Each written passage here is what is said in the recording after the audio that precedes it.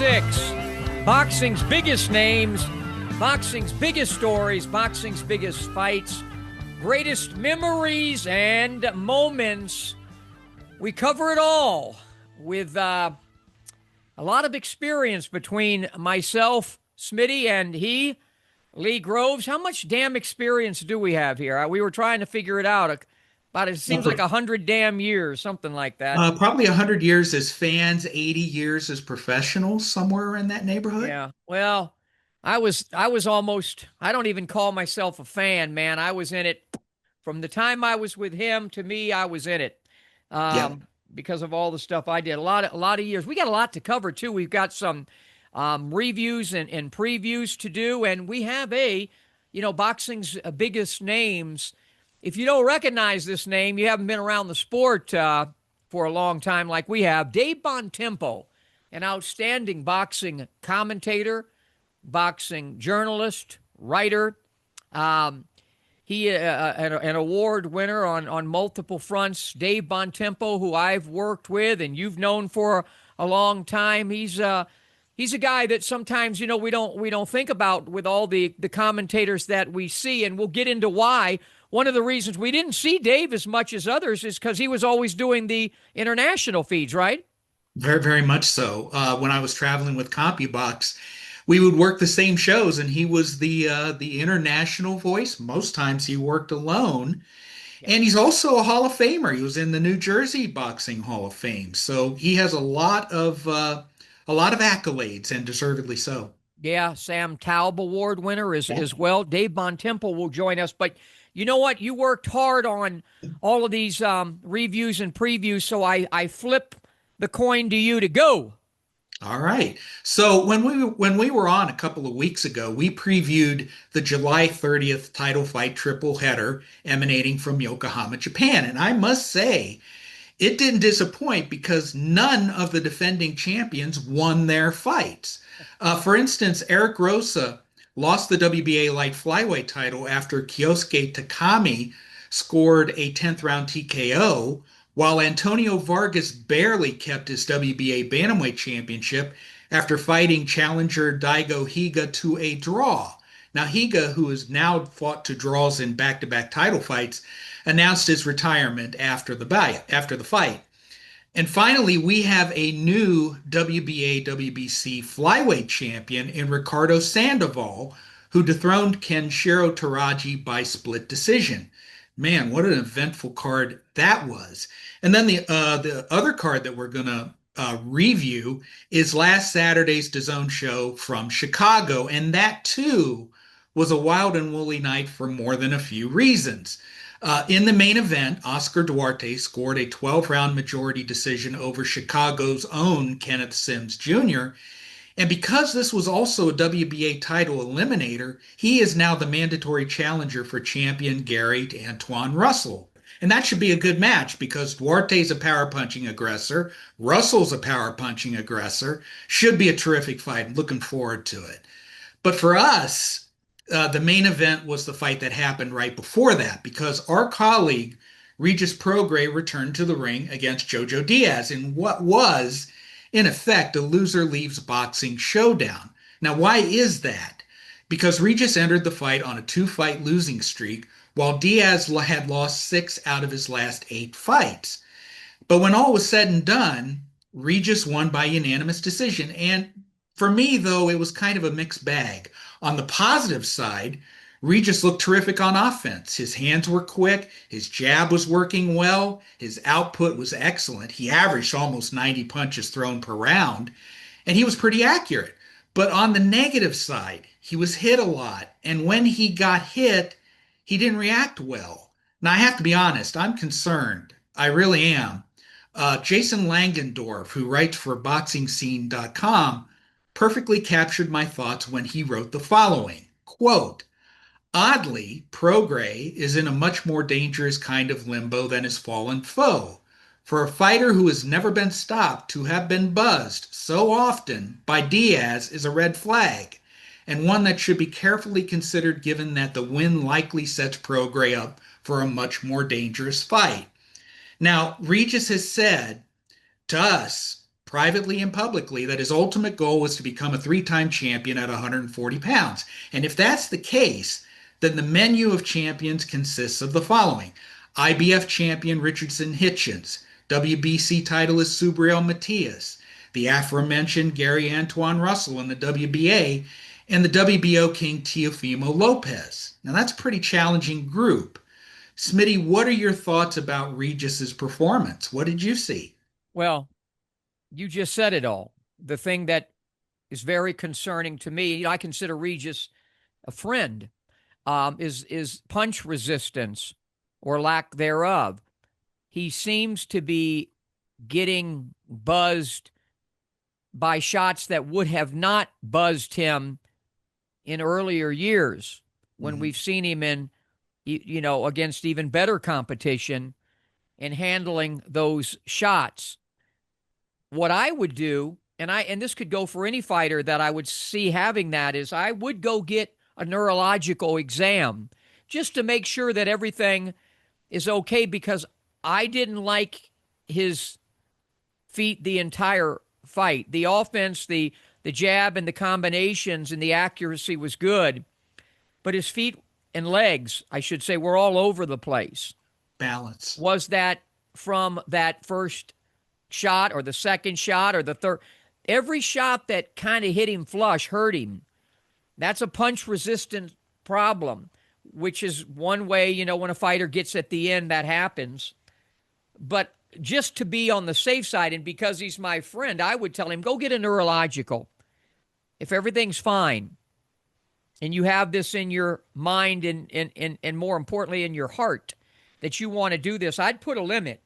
Win, lose, or draw, 2 or 3 fights, and I'm out, and sail off into the pugilistic sunset, or what I call LAB, life after boxing. Regis is an intelligent guy. He's a good guy. He's likable. There's a lot of things he can do.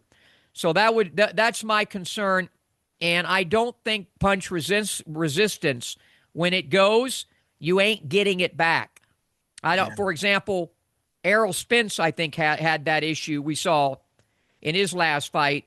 And I think, fortunately, we won't ever see him fight again to prove me right on that. So I would say to get a neurological, and then if everything's fine, God willing it will be, then put yourself a limit. 2 or 3 fights max, off into the sunset with that beautiful Prograis family that you have. And Regis is a historian as well. He knows his boxing history, and he knows the history of what happens to fighters if they go on a little bit too long. I agree with your assessment. Get checked out, make sure everything's okay, take a couple fights, see where you are. Hopefully you'll get a shot at that championship, and hopefully you'll win it. We'll be rooting for you. But we'll be rooting for you not just in boxing, but in life. We really want to see you succeed and be happy and healthy for many, many years to come. Now, I did mention that the Chicago card was wild and woolly for several reasons, and the issue, another issue, having back that up, is about those who supervised the card. Now, there was a time when Chicago was one of America's busiest and best boxing cities, but in recent years, the Windy City has not staged many big-time shows. And let's just say boxing is blown away from the Windy City for the most part. Yeah, you could say that, and you can also say that we saw some ring rust as far as the handling of things. Now, I saw the most egregious examples in Regis's fight. First, in round 4, Regis slipped and fell to the canvas, and while he was on the ground, Diaz hit him with a clean punch to the jaw. Now, that's a foul, and to me, referee Ben Rodriguez should have immediately taken a point because that looked intentional. What do you think? Well, yeah, I thought a strong warning or a point, but because it's a clean shot when a guy's down, I think he could have taken a point away.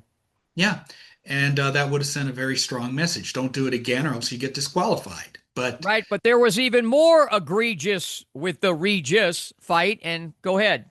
Yeah, the second incident was even more egregious, as you say, than what happened in round four. At the start of round six, time was called and the ringside physician was summoned to the ring apron to check out the cut that was over Diaz's left eye, as well as assess his vision. Now, that's a good move. The cut was bleeding heavily and the blood was probably obscuring his sight, and the doctor wanted to check things out. But when the doctor conducted the classic "how many fingers do I have" up test, JoJo guessed wrong 5 out of 6 times, and yet the doctor said he was good to go. Now, I couldn't believe what I was seeing, literally. Now, I get it that the fight being allowed to continue was the popular decision with the crowd. You could hear the crowd booing while the examination was going on, and the crowd cheering when it was allowed to continue. And it did end up being a thriller, but I thought the doctor's job was to look out for the safety of the fighter. And if his peripheral vision is so bad, he shouldn't have been allowed to fight, right? I mean, that would be common sense. Yeah. But have you ever seen the movie Million Dollar Baby? You know where I'm going to go with this. Everything in boxing is backwards. Mm-hmm. So I agree with you. I don't know if there is a logical explanation by that doctor for such an illogical move. But I agree with you, and it needs to be pointed out because it was egregious, no doubt about that. We're going to take a break, and when we come back, it is special guest time. Dave Bontempo with Smitty and Lee right after you see this. I got two options. Option one, I can accept defeat. Option two, I can get up. I can get tougher. I can get faster. I can get stronger. And then I go get mine.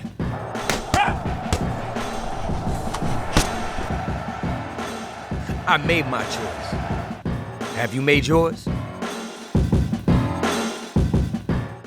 Back in this corner of the podcast, boxing's biggest names, boxing's biggest stories, boxing's biggest fights, greatest memories and moments.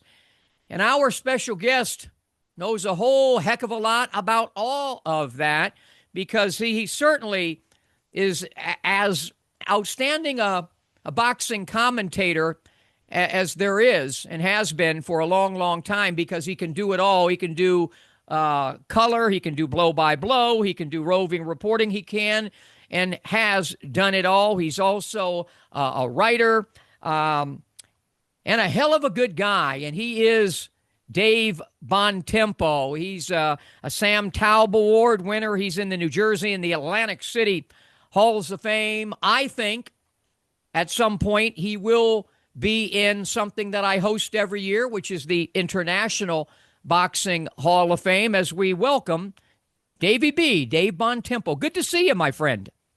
Good to see you too, Smitty. And Lee, it's always a pleasure getting together with people that I've marked my time with happily over the years. And it's like, it is a special feeling to get back with old friends. And I'm delighted to see both of you. Let's go back because we have people, a new audience all the time. And of course, we've got those that have known you for a long time. Let's go back, if you can, sort of give me an up close and personal Reader's Digest version of how you got into this profession. Well, I had been a sports writer both in Bridgeton before I went to the Atlantic City Press, and then the advent of boxing in Atlantic City because of the casinos. They had to thrust somebody into that role. It had not been there. So I was placed there in 1981, and then it grew on me so fast that I just took in this unbelievable era. And about 4 years later, I opened up my big mouth and called up ESPN out of the blue. I don't know if you could do this now, and said, hey, look, I'm in Atlantic City. Let me know when somebody can't make it. I'll do one. And that did happen a few weeks later. So in 1985, I started to do some shows with ESPN, kept the job at the Atlantic City Press, And then at 1991, I made the big break because the recession was here, and I couldn't go to California and broadcast a fight and keep the newspaper job because you needed too many days to do it. So that was a big decision for me in 1991. I left the journalism profession in that way, went on to ESPN, HBO International, live streaming, sports betting the last 5 years, and now the Team Combat League. So I feel very blessed and very, very happy. Whenever we have guys on like yourself or a Tim Ryan or a Jim Lampley or all the great broadcasters that we have on, there's always this moment where boxing bit them, grabbed them with its teeth, with its claws, with its tentacles. For me, it goes back to that time that I started with Muhammad Ali in the early 70s. When did boxing bite Dave Bontempo? I would say, Smitty, it was probably watching some of the Wild World of Sports fights that I would see there. And then I went to one in Philadelphia. It was for an undercard fighter. I was working for a newspaper in Vineland. Fighter's name was Emilio Narvaez. And they said, go see him. He's on the undercard of a fight. So when I watched him, he scored a second round knockout. And I went over to his trainers afterward and started to talk to him. And what I was amazed was how open they were with me, as opposed to going up and approaching a professional baseball player and not being able to get the same openness. Like, what are you doing in my clubhouse, kid? But the boxing people would open up to you. And then I turned around and there was Richie Cates, who had a fight coming up. And Richie talked to me. And there was something embracing about the way that people would let you in. And that's when that bug bit me there. And then for the Atlantic City Press, I was sent to some fights in the early 80s. Greg Page and Stan Ward. For some reason, I really enjoyed it. And then we did a press conference with Curtis Parker, Mustafa Hamsho, and that whole scene bit me. So those three things, I think, are the three bites that made me kind of addicted to this. When I would always look forward to working with you. I think when I worked with you, they shifted me over to Blow by Blow, I think, when we did all the years at CSI. I think so. I'm not sure, because we both can do both. But yes. What I enjoyed about working with you, obviously, you want the expertise, if you can have one, of a fighter, of somebody that's actually gone in there and did it. I only did it professionally for about 3 years with no amateur experience. And most of the other commentators that I've worked with would not even know how to put hand wraps on. So they don't know it. But you seemed so comfortable articulating, and your knowledge was almost like you had done it. And I don't even think I've ever asked you, where did your really deep knowledge, your eyes, come from to where you could so easily, explain and articulate what's going on in a fight? Where did that knowledge come from? It's a good question, Smitty. I think, first of all, as far as the endurance factor that fighters face, and when you look at their faces and you can see how tired they were. I was a cross-country runner and track runner in high school, and I could relate to when you are tired and when you hit that wall. The rest of it is, I just think, always paying attention, analyzing the context of that particular event. And you start to see when fighters are doing things well, when they're not doing them as well as they did 3 or 4 rounds ago. For that type of analysis, I did not think you had to have boxed. You had to have paid attention to sporting events and seen the ebb and flow of when they change, because they always do. So that was a big thing for me. I had never put on the mitts, but I did go to the gym and see things. But a lot of it was watching all kinds of sports and then relating to the stamina as a runner. Yeah, and let me just tell you, Lee, as I flip to you, I remember one time we were doing fights somewhere, and Dave came down, and I saw him, and I said, "Oh, were you out running?" Because the weather was lousy, and he said, "No, I'm actually been running around the room. Or running around the hall. Do you remember telling me?" And I'm saying, this guy's dedicated, baby. He is dedicated as he's running around the halls of some hotel or casino we were at as I flipped to Lee Groves.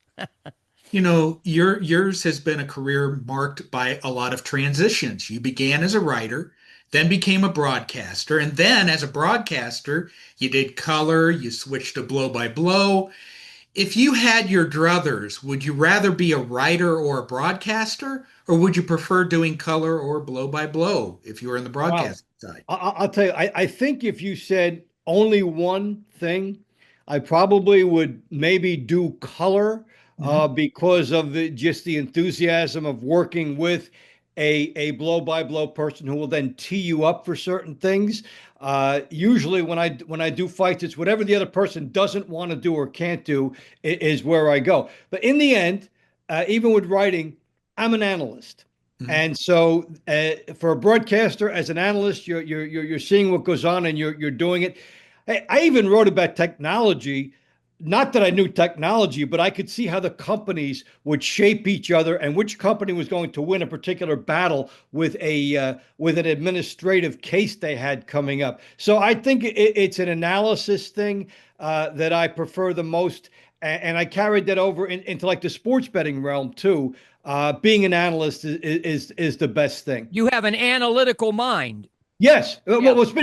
that's true because in anything you do, all right, styles make fights. We always talk about that. You're watching a basketball game, styles make that game. A half court team versus a run and gun team. Styles make relationships, styles make financial decisions.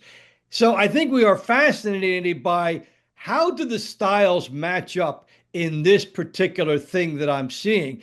And everything that I've looked at, I have found it fascinating over the years that there is something different. And what the beauty of boxing is, then when we tie it back, in 50 some years, I don't think I've seen the same fight twice. I've seen nuances, I've seen patterns, but the exact same fight, no. And that's the beauty of it.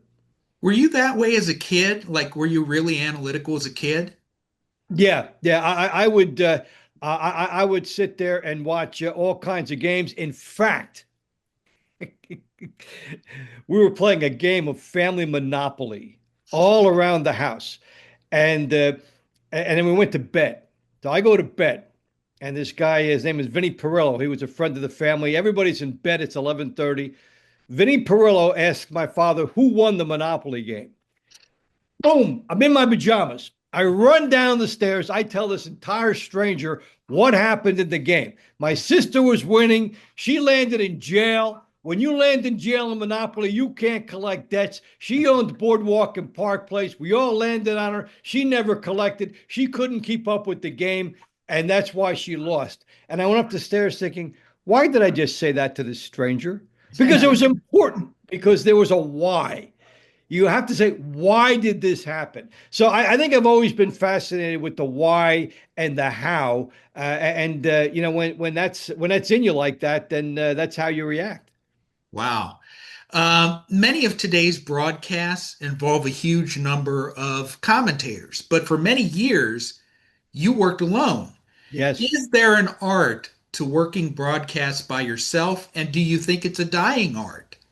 I think it is a dying art because the things I used to do alone, I've now talked to promoters and other broadcasters, and they say, well, we have one crew that comes in here, and then we stop with that crew, and then we do another one, which is really the way it should work.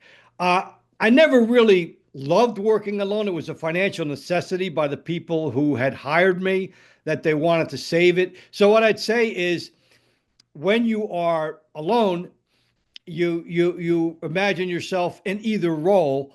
So you come across as the friendly blow by blow person when you're doing one part of it. You let it breathe a little bit because you know that the people need that. And then you'll throw in something that can be analytical at the same time that you'll pick up. So it was not hard for me to go back and forth between the two. But I always felt, and I still feel to this day, that the public is better served by having at least two people, because then somebody else might introduce something new for you that you wouldn't have by yourself. And another factor is that a lot of these boxing cards go hours, hours and Yeah. hours. And these days, you get to see every fight on a given show. If you're working alone, that's a Oh, long time to be concentrated and sharp. Do you do anything to enhance the sharpness, or how do you get through some of these long cards alone? well, that's another good question too, Lee, because it was paranoia for me with all of that. Not only because of that your voice might go on Yeah. you, because you're seeing the fight at 7:30 and you're saying, okay, this is a good fight. This is an exciting fight. But if you unload with your voice then and you hit a note you don't want to hit, now you might be struggling with your voice for the next 3.5 hours for the main part of the card. So I think the way it affects you is you have to come down a couple levels, a couple of octaves on fights you would like to be more excited about just to get through the card. I've had a couple where it was like 6 hours, Well, and there that's again, fine. I don't mind doing the work. I don't your mind doing the stamina. prep work, but you worry about the voice. There again, your stamina and that mentality of how to endurance. You applied that in a way to your voice as well. Yes, Yeah. yes, absolutely, Smitty, because you know when your voice might be telling you something, Yeah. and it's Yep. usually the fight before the main event is when it would come and get you. Yeah. You're saying, okay, I put all this time in. Now you've got to get through another hour and a half, and you have to glide a little bit. And then whatever you have left, you can come on for the grand finale. I actually did lose my voice one time in the middle of a 6 hour show, and it was because it was a cold. I had a cold, and these are the things that you can't control. You can't control a cold. You can't control what happens on a plane. Mm. So those things were occupational hazards, but you put up with it because of the joy that these events brought to you. When you think of going around the world and being around the people that you were around, you say to yourself, I wouldn't want to be doing anything else. You've been around the world. The job that you do requires a lot of travel. Do you have a really good travel story? Oh, too many. And you know what? I did not end up at the good end of any of them. Uh, so I would say one of them was a time when I'll call this one. I'll call this one the Arizona Charlie story in Las Vegas, and this one started with I left my house. I had like $66 in my pocket, and so I want to get to the ATM, but I'm running late. So I drive to the airport, do everything. Then there's a connecting flight. I try to go get ATM money, but I don't. So I buy a book. I do this. I get a slice of pizza. I'm down to about $22. Get to Las Vegas. It's like $18 to the Arizona Charlies. So I get to Arizona Charlies. At least I made it. I've got a 5 and I've got a 1, and that's it. So but I made it. I got across the floor. Hey, Mr. Bontempo, how are you? We're so glad to see you. Blah, blah, blah, blah. You're looking good. Blah, blah, blah. Let Paul here carry your bags. Paul's this guy half my height. Paul carries my luggage across the floor, and people are looking at me like, why are you letting this kid carry your bags? What are you, some big shot? You can't carry your own bags? I schlepped it from New Jersey to Vegas, and all they're seeing is Paul carrying my bags. I get to the room, and it's a suite like I can't believe. If you put a piano in there, it would have been the Michael Jackson suite. It had like all kinds of mirrors on the ceilings, all this, all that. The room had to be $1,000 or so a night, not reserved for anyone like what I was doing. And then Paul comes up to me. Is there anything you need, Mr. Bontempo? This is how the lights work, Mr. Bontempo, right? Waiting for his tip, baby.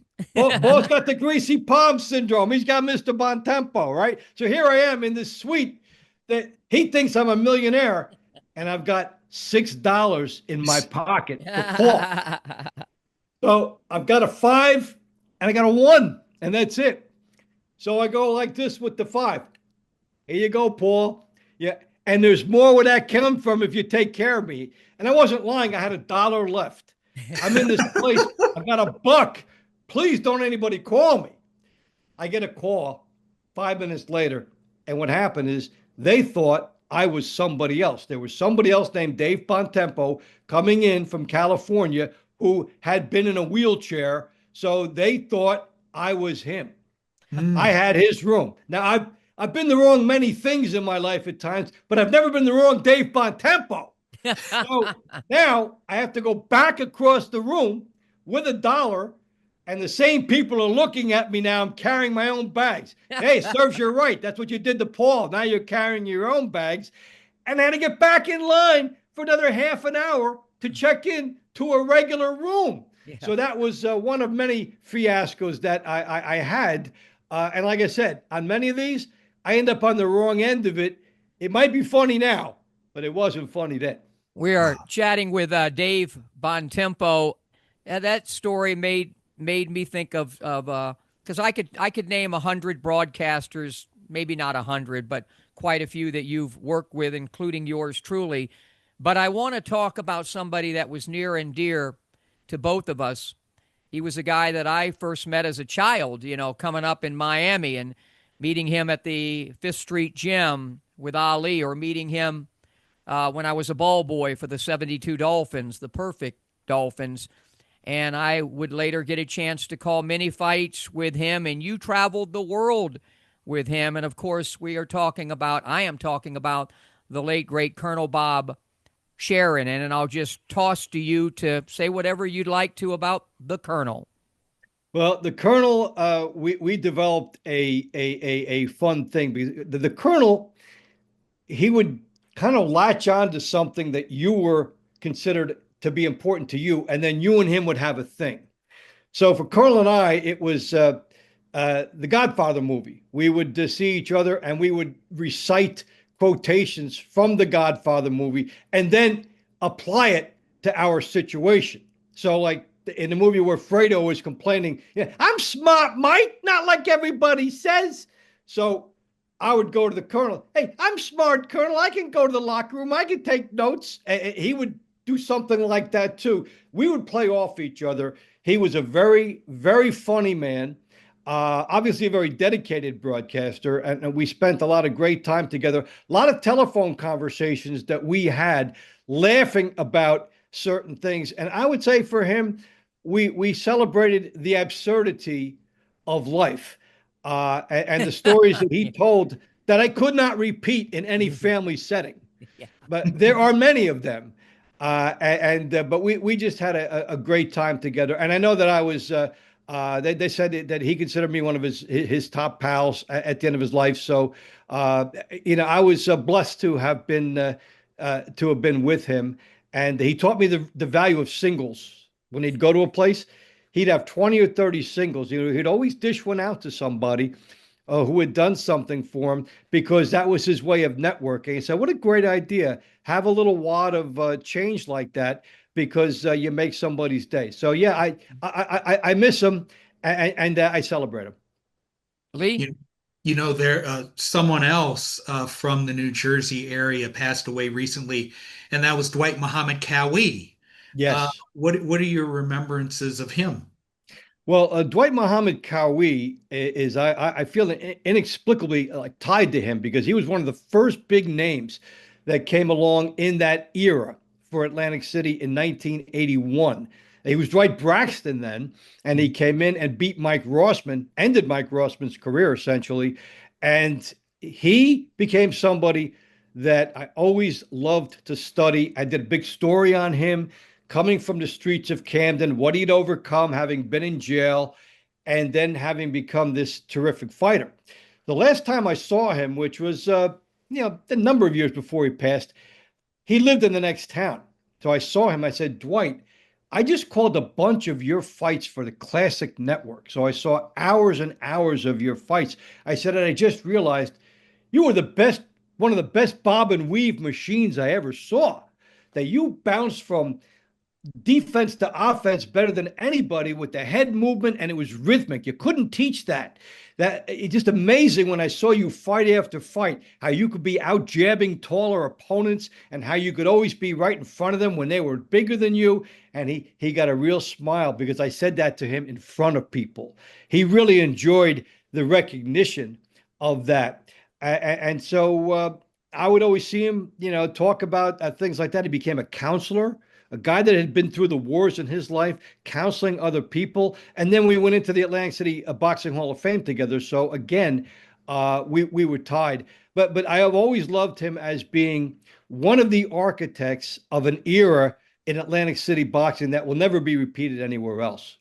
And by the way, folks, in the final segment of the show, we'll lead that segment. You'll hear Davey B's voice calling Dwight Muhammad Qawi fight, and then we'll have some clips from my show when he was on my In This Corner, the television show, and I was lucky enough to not only sit down and do an interview with him, but to get inside the squared circle. And I actually think he would beat, Lee and I have gone back and forth about this. I think that Qawi would beat any light heavyweight of today. That's just my opinion, though. Well, that's the beautiful thing about this, is that you can debate different eras. He was part of the, I think, the greatest era in light heavyweight division history, at least in my lifetime, the 1980s, with all the people that were there then. That was an unbelievably great time. A lot of Mohammeds and a Michael. Yeah, a lot of Mohammeds and a Michael, and the birth of network television. So a class act all the way, Dwight. Yep. And a few other figures also passed away. Trainer Tommy Brooks, manager, promoter, Mr. Everything, Don Elbaum. And Rahaman Ali, brother of Muhammad Ali. Boxing's been hit hard by deaths recently. Do you have any memories of them? I'm sorry, I missed the last part. Did you have any memories of them? Oh yeah, well, especially Don Elbaum. Well, Tommy Brooks was always to me, a quiet, soft-spoken guy that you love to go to for interviews, to give you insight, because he would give you nuances. And you didn't necessarily have to quote him, but he could show you some things. And Don Elbaum was just a born entertainer. Yeah. I really wish that my commentating career had started a couple of years earlier. It started in 1985. Don was doing fights at the Tropicana every week in 1981, 82, 83. I mean, we saw Buster Douglas come up before he was before he went against Tyson. We saw Harry Arroyo come up. We saw all the bus groups come in. We saw a lot of excellent fights. And then when you go along, you realize, how hard is it to make fights every week? And he was able to do that. Plus he was funny, saying things like a come from behind first round knockout. He would say to you things that he knew with a chuckle that you knew you were going to catch him on it. And he would delight on it. Don was also a very good a baseball bettor. He took good care of watching games, and also I think he was just a great guy you'd like to talk to about someone else's fight. Break it down for you. Don was always a fountain of knowledge, and I always felt that I wish I could have spent more time around him. But the time I did spend, I really liked. Excellent. Excellent. We all know that boxing has many issues, especially in this country. If you were suddenly made the czar of boxing, what would you fix and how would you fix it? I think what I would try to do is, first of all, see if there's a way to make boxing unite as a whole, because even the other individual sports have done that. Okay, we talk about golf. Well, there's a golf circuit of the majors that make you pay attention to golf in general. Then you also have the tours at the end of the season. Even horse racing, another singular sport, has managed to tell us that you've got the road to the Kentucky Derby, which is all winter. Then you've got the Saratoga meet. Then you've got the California meets in the fall, and then the Breeders' Cup. There is an evolution from start to finish in those sports. In boxing, the only evolution that we know we have is there's going to be a big fight in early May, and there's going to be a big fight again this year in early September. But in between, there is no boxing circuit that you can rally around. And one reason for that, I think, you've got the same names at the top that you've had for a while. Usyk, Inoue, Crawford, Beterbiev, Bivol. You don't have the new faces coming in here. You don't have enough action within the top 10. So I would say I would like the promoters to somehow put their own interest second, and give more top 10 fights to the fans, because then they will demand it. And the other thing I would say is people want more of something, but they want it shorter based on our attention span. With the internet, like they don't want a whole series of 12-round fights. They want bing, bing, bing, a few 6s and 8s and 4s, and to watch these people come up. So somehow, if I could coordinate all the forces in boxing to think that way, that's how I would try to suggest it. You know, you've had a tremendous career, and you're still going at it. What are your future plans, goals, desires in boxing and broadcasting and in life? Well, Smitty, I call this now the victory lap of life, is that you do all the things that have made you happy. What has made me happy? Going to events, talking to people on the phone, doing something like this with my friends here, enjoying all the things that kind of stimulate you. Now, what I was really happy was I was in Stone Harbor, New Jersey, a couple of years ago, and a guy came up to me, and we started to talk. And he said, "Hey, look who I've got! I've got Dave Bontempo here. He got his family on the phone. I talked to his family. It was so nice. The guy goes back from Philly, a nice background. Turns out we kept in touch, and a couple of years later, I get a phone call. Hey, this guy called somebody, and in April, I got this call to do something called the Team Combat League. Now, the Team Combat League is the only place in the world that I know where women are fighting 3-minute rounds.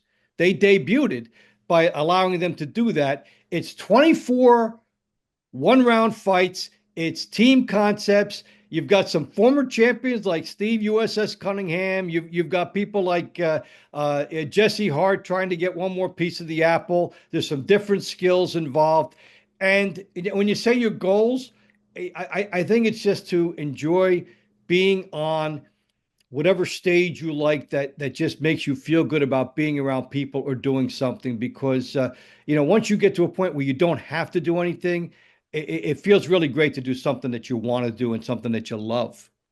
Well, one of the things I've always enjoyed doing is calling fights, especially with people who I know really know how to call the fights and articulate the action and are descriptive. And then after all of that, they're just great people to be around, and that really sums it up with Dave Bontempo. It's been great having you on, and truly, I'll be seeing you someday soon, in Canastota at the International Boxing Hall of Fame.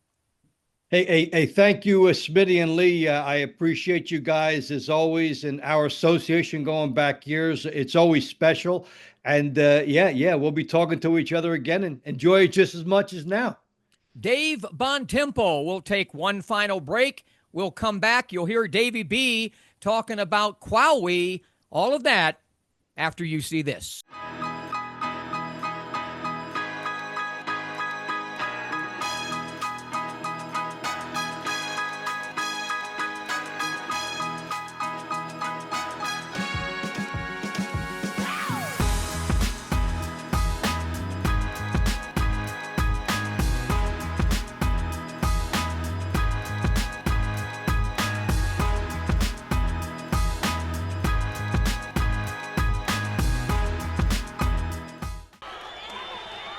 Has nothing on his shot.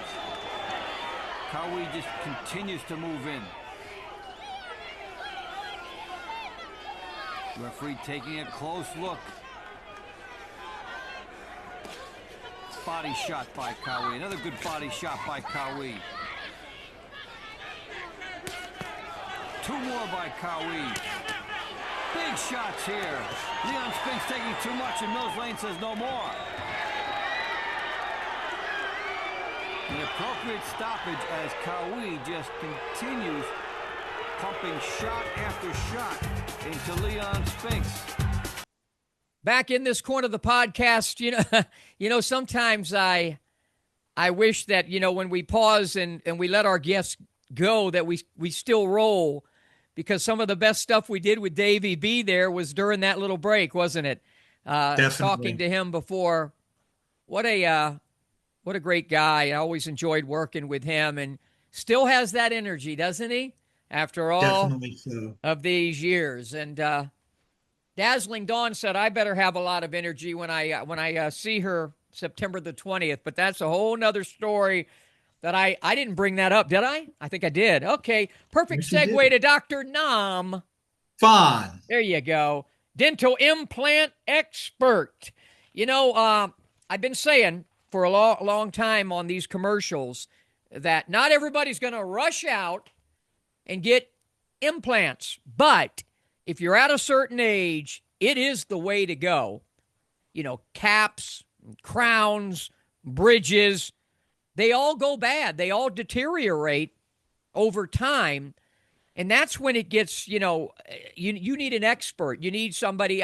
Before I met Dr. Fahn, who I met from my other great dentist, Dr. Persky, and the Las Vegas Dental Group, who's worked with me as well, I didn't realize how complicated the whole thing was, because sometimes once your bridges, let's say, go, they have to go back in there and build the bone.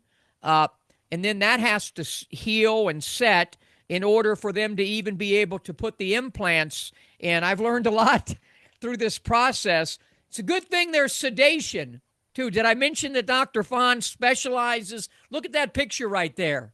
Smitty is sedated. Anyway, Dr. Nam Fahn, he's in Vegas. He's in New York. He's in New Jersey. I just like to give one number. If you're at a point in your life where you need an implant expert, okay? Dr. Nam Fahn, 702-637-9168, 702-637-9168, and he has some tremendous financial arrangements that he can do for you, because sometimes that's another thing that prevents people from doing it. Oh, it's going to cost money. He can help you with that as well, Dr. Nam Fahn. When we came back from the break, that was Davey B calling the Qawi Leon Spinks fight. And unfortunately, Qawi and a number of others who you mentioned passed away in boxing last week. A pretty rough week. It was a rough week. Since we were with you last, 4 prominent members of the boxing world passed away. On July 25th, Hall of Famer Dwight Muhammad Qawi died at age 72 following a 5-year battle with dementia. And 2 days later, Hall of Fame promoter, matchmaker, and manager Don Elbaum, the person boxing writers J.R. Jowett and Jack Obermeyer call the world's greatest man, passed away. And as he would have wanted it, we were left to guess his true age. Some sources said he was 94, while others quoted him as being 97. I think he'd be pretty happy with the mystery.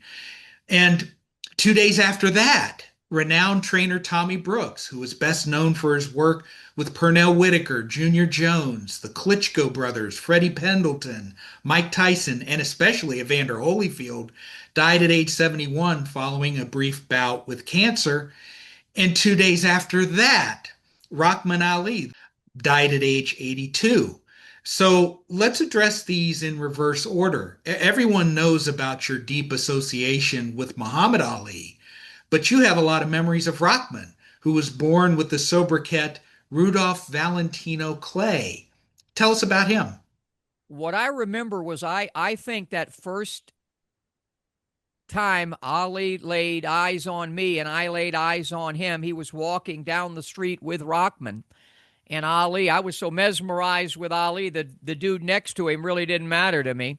And Ali would walk around me and look at the jacket. I've told the story so many times. But what I do remember was when Ali would let me carte blanche in to the Fifth Street Gym underneath the rope, and I would be able to have carte blanche to his training sessions and all access, if you will, he would sometimes tell Rahman to look after the little white kid, look after the little white boy. And even the same thing a couple of times at the fights on Miami Beach, Ali would, I remember one time, I think he had Rahman and I go get me a Coca-Cola or Pepsi-Cola, something like that. So I remember him, looking out for me. And then, of course, I remembered him sparring all the time with Muhammad. And if ever somebody did a great job can you imagine being the brother or even the sister of Muhammad Ali? and then he was a fighter, but he handled it all with such grace and dignity. He was such a wonderful brother to Muhammad. Yeah, he certainly was. And I think he wrote a book about his life with his brother. So go on Amazon and buy it if you want. Next is Don Elbaum, and he was inducted into the International Boxing Hall of Fame's class of 2019.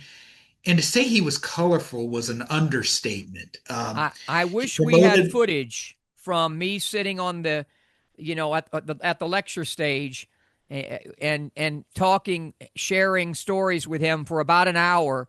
I always try to cut the lecture short of an hour so everybody can get autographs. But with Don, you couldn't. There were just too many great stories. My best story with him is would have been at the DAZN in that little area where we would have breakfast. I was sharing with him my deer antler and explaining about my deer antler and why it's made Smitty the man that he is.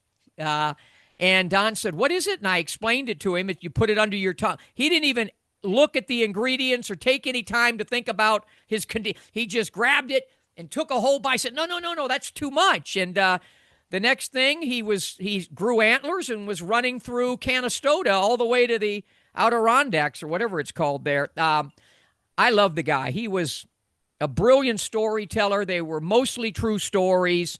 You see him here with Don King.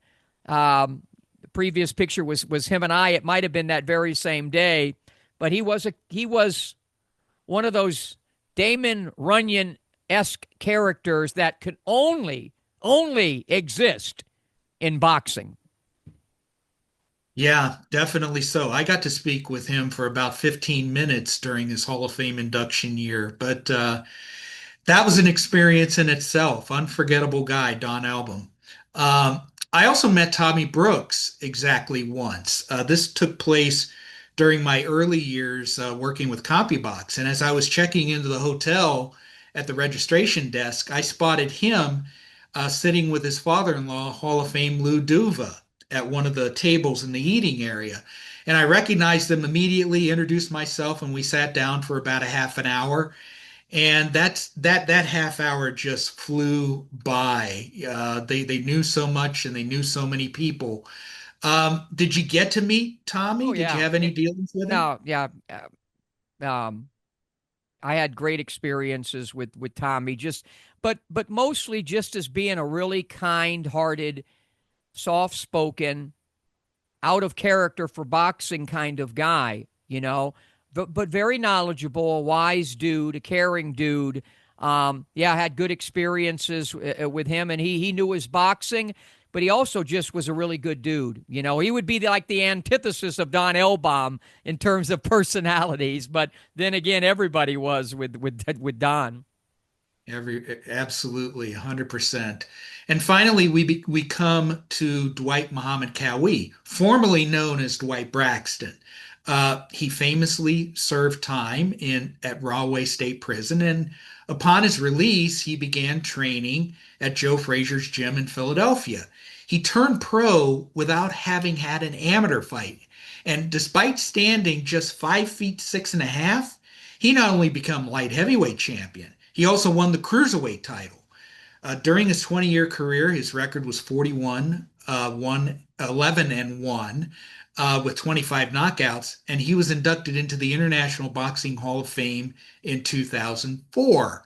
Now, he returned to Canastota 10 years later, and during that weekend, you got the chance to produce an episode of In This Corner, the TV show with him. I watched that episode in preparation for this show, and one part of the interview that really grabbed me was when he discussed his time with James Scott. So let's listen to that particular story. For a while, and so I met James Scott, and this guy was unbelievable. He was going out of the prison and pro fight, and he was using guys like me in the prison for his work, getting some work out of us. And me and him, we went hard at it. They call rec. And every time I go out, they expect everybody would crowd around. It don't seem like it was like a ring. They would crowd around and look at us spar. And we went hard. We went hard at it. And then when I went home, because he had got some trouble. He stayed in jail. I went home. He was still boxing out of jail, but he wouldn't go out no more. They had to bring the fights into him. That's what they was doing. So he called me in to spar. He wanted some good work, so I went in. He was supposed to pay me. They didn't pay me. I don't think it was no malice. He just didn't pay me. But it's funny how we met again. I went out, and it's almost reminded me of a movie called Penitentiary. They did the same thing. It was almost like life imitating art, or maybe art imitating life. I forget what time they did that. But I went home, and while I was home, and I was boxing, he heard about it, and he called me back in to get some sparring. So I went back in to get some sparring. And it's funny. Then we fought. Eventually, we fought just before, not too long before the side fight, September. I fought side in December. And I got, and funny, I wanted to knock him out really at the time. And I had bursitis in my right shoulder. And I couldn't. I was painful to lift it up. And he got away. I just beat him with the jab, That talking with me and being a unique fighter, being short, I could beat the big guys with my jab. And I beat him with the jab. During that 2014 visit, it was clear that he was having issues with his mobility, and you weren't sure whether he was going to be able to do the in-ring part of the show. Tell us what happened next. Well, I remember when both Ed and Jeff Brophy told me that, he not only has agreed to do the sit-down, but also to do an in-ring segment. And I got extremely excited because I had studied his movement, his gait, his style, and Dave Bontempo brought out a great point of how he could blend defense into offense. That shows how much Dave sees, because Qawi had this way of going like this, and he'd come over, and he'd go here, and then he'd come over, right from the defense to the offense. So I was excited until I saw him coming up, by the lecture thing with a cane. And I said, he can't do a damn in-ring with me with a cane. And they said, Smitty, he says he's going to do it. So we got ready. I got ready. I didn't know what to expect. And he even had the damn cane when he was making his way to the ring to climb up and get in the ring there in Canastota. And once we went 3, 2, 1, all of a sudden he became, Dwight Muhammad Qawi. And it was like, wow. And, when I think back, he probably never moved like that again after that. It just all the adrenaline and everything. And he appreciated my love for his style. A lot of similarities. We don't look alike, but we're both little guys. He's about 1.5 inches, maybe an inch taller than me, if that. And then we both never had amateur fights. I went right to the pros. He went right to the pros. He fared a little bit better as a professional than did I. But as I've sparred in recent years, even a year ago, the last time I sparred, I have now gone from that flashy style I used to have to the Qawi stuff because it just, nobody knows how to deal with it. And if there's a fighter out there today who in stature is like that, man, that would be one hell of a style for somebody built like Tank or somebody to do, because it's very, very difficult for opposing fighters to deal with it. I think he is one of the great light heavyweights of all time. Somewhere in the, I would probably put him in the top 10, something like that.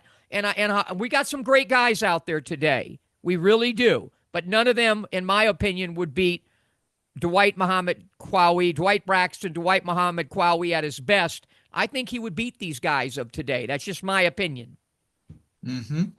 He was a very good fighter. What really struck me was his ability he called himself a counterpuncher. He was a guy who moved forward, but he always looked to react. Threw a punch, he ducked his head down. The way he slipped punches was magical, absolutely magical. And he credited his trainer, Quenzel McCall, for teaching him that style. And of course, Joe Frazier had a big influence on his style as well. He will be remembered as one of the great fighters of his era, and he is enshrined in the Hall of Fame appropriately. And that's a perfect way to end this show. And where I ask him on In This Corner, how do you want to be remembered as a fighter and as a man? It's always great when you get to spend some time with somebody like Dwight Muhammad Qawi. So long, everybody. How does Dwight Muhammad Qawi want to be remembered as a fighter, but more importantly and ultimately as a man? There's a saying in my religion that says 3 things you take to your grave with you. You take your wealth, you take your family, and you take your deeds. They say 2 stay in this world and 1 go on the ground. That's your deed, that's your character. And that's all I got, really. All I got is the best thing you're gonna have is good character. And that's, after all said and done, everything else is a convenience. And I still have appetites for things in the world that's good, you know, but I know that I can't take that with me. And the only thing that I take with me when I lay down at night is my character. And I reflect a lot, you know, how, you know, about my day and about my life. So I think when people remember me, you know, I had my good and had my bad, but I was a good person.